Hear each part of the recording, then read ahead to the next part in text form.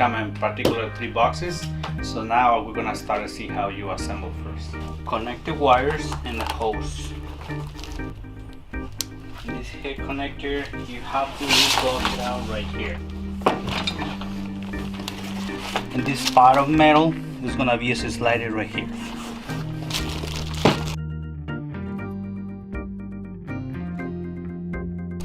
You can get a hole right here. So the left side just has a 1 wire and 1 hose.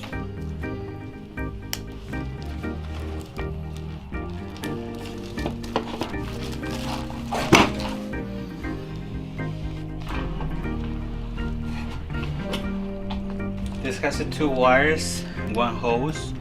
The wires has different pins. This is 11 pins, this is 4 pins.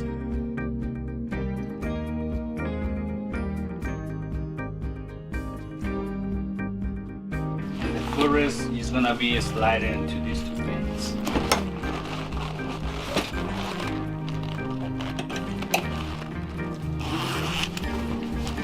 And done.